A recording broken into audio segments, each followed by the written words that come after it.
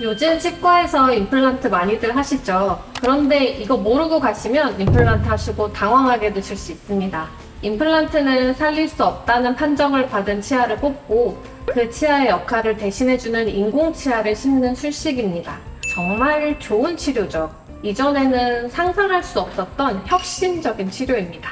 저도 이가 하나도 없으셨던 어르신 환자분들이 젊은 시절처럼 곱고 가지런한 치아를 끼우시는 날 환하게 웃으시는 모습을 참 좋아합니다.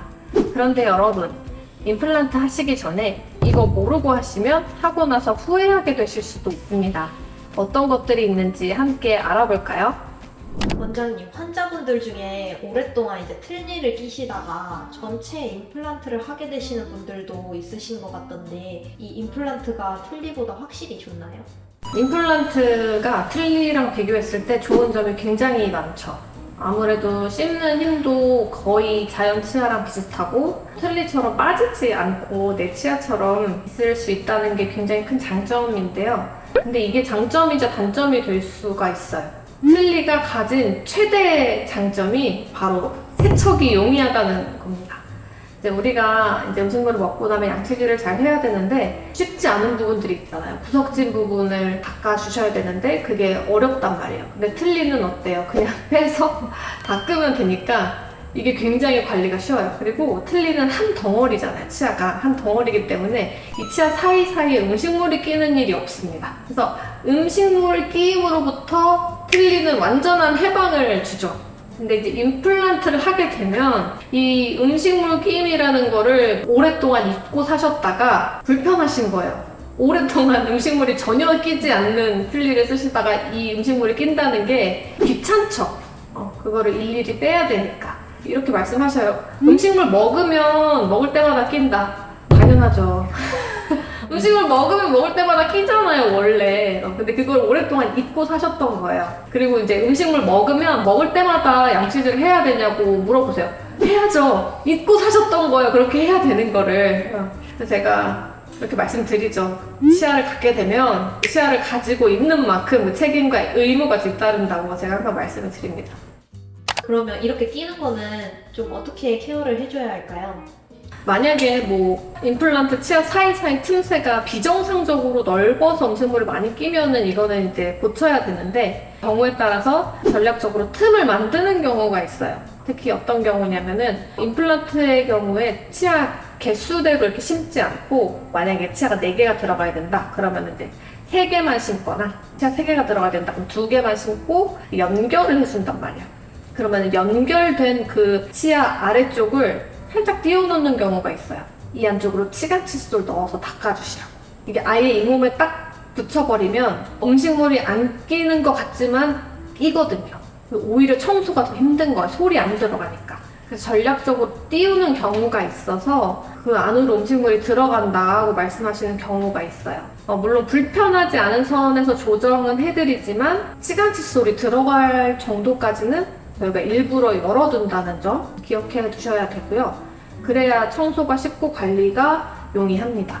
그리고 또 임플란트가 치아가 길어지다 보니까 원래는 치아가 이 정도 길었다 치면은 이렇게 길어지면은 윗니라고 치면은 이 몸선이 여기에 있다가 이쪽으로 쭉 올라가니까 여기까지 닦아야 되는 거예요.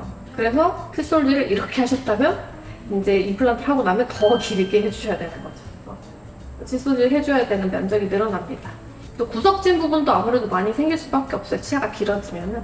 특히 제일 닦기 힘든 게 이 아래, 앞니, 안쪽 굉장히 구석진 부분이 돼서 잡기가 어려워요.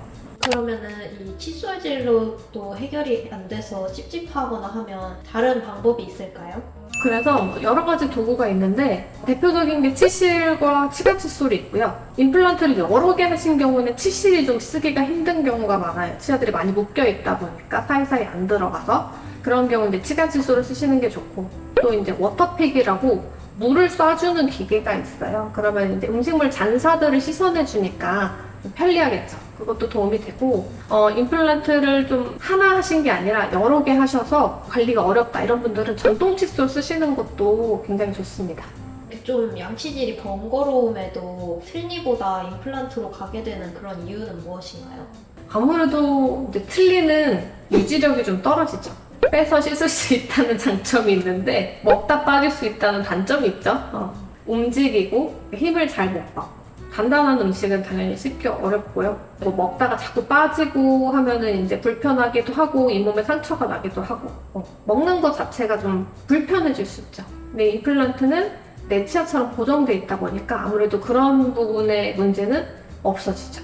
거의 자연 치아처럼 힘을 잘 받고 딱딱한 음식도 무리 없이 다 드실 수가 있고 먹다가 빠지는 일은 거의 없죠. 그러면 임플란트가 사실 이제 최후의 보루 느낌이라 이제 평생 쓸 것만 같은데 이 임플란트도 깨지거나 하는 경우가 있나요? 있죠. 임플란트는 인공 치아인데요. 사실 우리 자연 치아보다는 내구성이 좀 떨어집니다.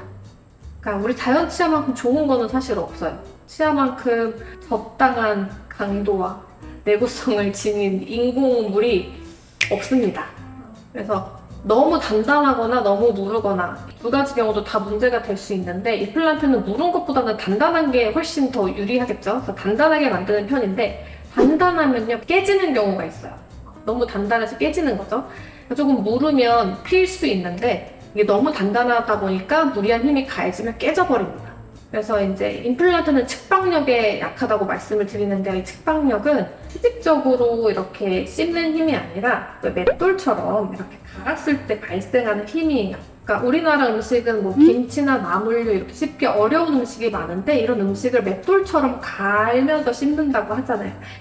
이게 임플란트의 가장 해롭습니다. 그러니까 우리나라 음식 자체가 임플란트 해로운 거예요. 그러니까 우리나라 사람들은 서양인들에 비해서 측방력을 많이 써서 저작을 하시고 그러다 보니까 치아도 잘 망가지고 임플란트도 좀 잘 망가져요. 그런 것들을 좀 조심을 해주셔야 합니다. 임플란트 재료별로 좀 더 잘 깨지거나 하는 종류도 있나요? 임플란트 이제 뿌리 부분은 티타늄으로 다 동일한데요. 머리 부분의 재질이 조금 달라요. 근데 요새 많이 쓰는 거는 PFM, 포슬린 퓨즈드 메탈 크라운 아니면 이제 지르코니아 크라운을 대부분 많이 쓰고요. 골드를 하는 경우도 간혹 있죠. 근데 골드로 하면은 골드가 너무 많이 들어서 골드를 하는 경우는 거의 잘 못 봤고요. 보통은 이제 포슬린 퓨즈드 메탈, 지르코니아를 쓰는데 이 두 가지 다 깨져나갈 수 있다는 단점이 있어요. 포슬린 퓨즈드 메탈 크라운 같은 경우는 금속 크라운은 이 금속 색깔 때문에 치아가 되기에는 좀 신미성이 좀 떨어지잖아요. 입안에서 너무 이제 이 회색 금속이 번쩍거리면 좀 곤란하니까 그 위에다가 도자기를 입혀요. 치아 색깔 도자기. 이 도자기가 단단한데요. 이제 오래 쓰다 보면 조금씩 다 깨져나갑니다. 한 번 깨지기 시작하면 완전 다 깨져나가요. 그에 반해 지르코니아 같은 경우는 그런 식으로 이제 깨져나가지는 않아요. 근데 지르코니아는 더 단단하거든요. 견디다가 금이 가서 완전히 쪼개져 버린다거나 이렇게 좀 크게 깨지는 경우가 많이 있어요. 그러면 밤에 일을 가는 분들은 최악이겠네요? 그렇죠. 밤에 이갈이가 있으신 분들은 임플란트가 위험하죠. 오랫동안 틀니를 끼셨던 분들은 이거를 잘 모르세요. 내가 이갈이가 있었는지 잊고 사셨다가 이제 임플란트로 치아가 이제 다 생기면은 이제 이갈이가 다시 시작되는 경우가 많이 있죠. 이런 분들은 꼭 밤에 주무실 때 마우스 가드 끼고 주무셔야 임플란트를 좀 오래 쓰실 수가 있습니다. 혹시 임플란트가 깨지거나 하면은 잘못해서 입 많이 다치거나 하는 경우도 생길 수 있나요? 아직까지는 제가 그 임플란트 보철 때문에 입안이 다쳤다까지는 못 봤어요. 그런 일도 생길 수는 있겠죠. 가능성은 있죠. 그 깨진 거를 삼켰을 때 또 문제가 될 수도 있고 그래서 이제 제가 좀 포슬린 크라운은 짜잘짜잘하게 그렇게 깨져나가서 별로 안 좋아하는데 차라리 그냥 대차게 쫙 금이 가버리면은 삼킬 위험은 좀 적잖아요. 그래서 좀 지르코니아 크라운을 좀 선호하는 편이고 그래도 임플란트 보철이 쉽게 깨지는 건 아니거든요. 깨질 만한 이유가 있는 거예요. 그래서 너무 깨지는 것 자체를 두려워하기보다 제가 말씀드리는 것들을 좀 잘 지켜주시면 오래오래 임플란트를 건강하게 잘 쓰실 수 있습니다. 지금까지 치과에서 말해주지 않는 임플란트의 비밀에 대해 이야기 나누어 보았는데요. 임플란트는 치아를 대신해 줄 수 있는 아주 훌륭한 치료 방법입니다. 하지만 임플란트는 자연 치아보다는 좋을 수 없습니다. 내구성도 더 약하고요. 충치는 생기지 않지만 잇몸병은 생길 수 있습니다.